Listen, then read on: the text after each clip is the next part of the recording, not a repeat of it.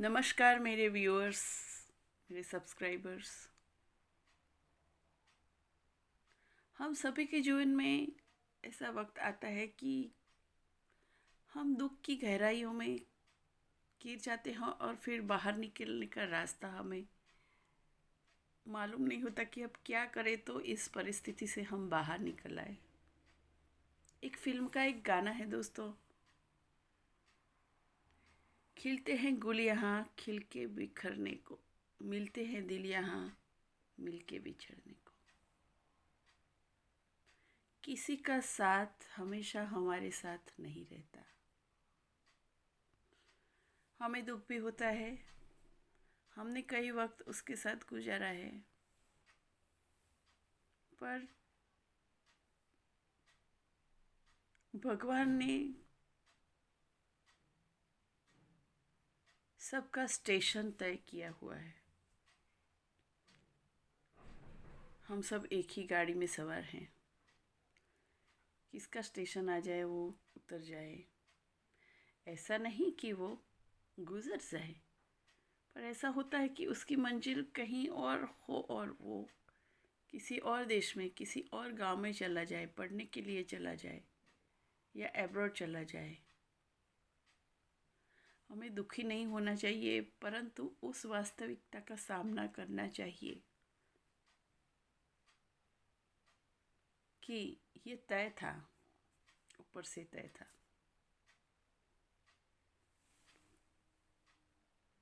क्योंकि ये जो भगवान का मैथमेटिक्स है ना,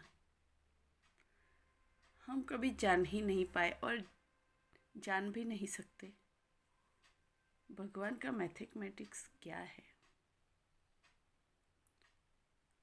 हम भी किसी को छोड़ के कहीं चले जाते हैं और हमारा जो यार रिश्तेदार है, मित्र है, वो भी दुखी हो जाता है, पर हमारी मंजिल कहीं और होती है, हमें जाना पड़ता है या हमारे जॉब की ट्रांसफ़र हो जाती है।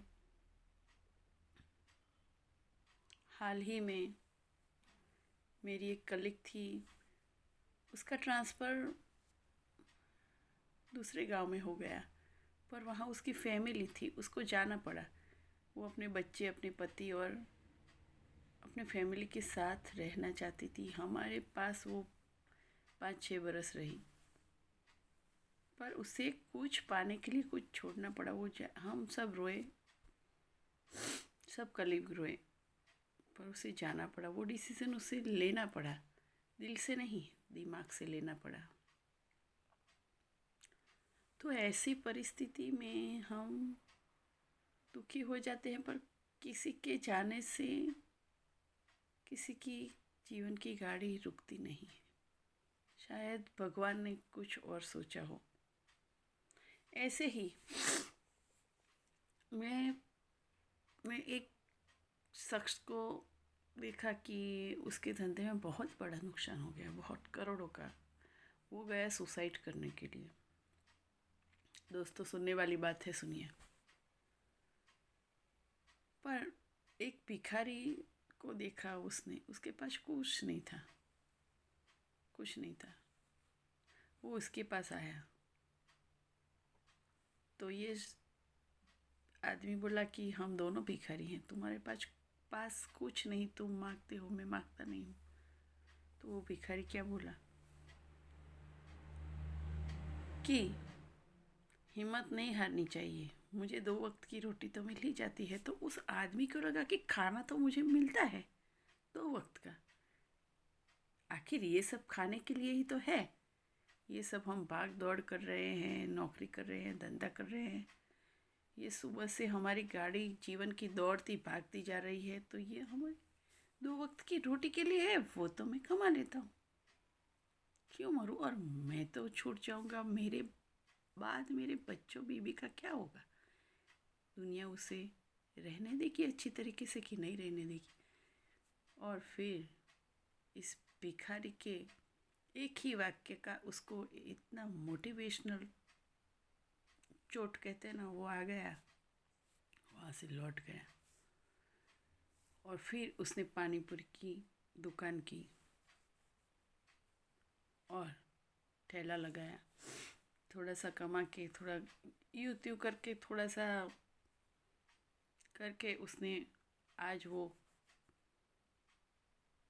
उठ गया है, अपने जो कर्ज थे उसमें से ऊपर गया है। थोड़ा थोड़ा करके बाहर निकल के आज उसके पास छोटा सा घर है, गाड़ी है, पर वो शांति से रहता है। आज भी वो शुक्रगुजार है उस भिखारी का। अगर वो नहीं होता तो आज ज़िंदगी कैसे क्या होती, उसके बीवी बच्चे क्या कर रहे होंगे। हमें हिम्मत नहीं हारनी चाहिए। भगवान ने हमको जितनी सांस दी है उतनी तो हमें लेनी पड़ेगी, और दिल से लेनी पड़ेगी, हंसते हुए लेनी पड़ेगी, रोते हुए भी सब ज़िंदगी गुजारनी है, हंसते हुए भी गुजारनी है। तो क्या बताऊँ, मैं तो खुद ही इमोशनल हो गई। आज ऐसा लगा कि आप मौका भी था, समय भी था, तो सोचा कि चलो थोड़े से दिल के मेरे विचार आपको मैं शेयर करूं। अगर आपको मेरी बात अच्छी लगी हो तो मानिएगा ज़रूर। नमस्कार, जय श्री राम, जय नीम करोली बाबा।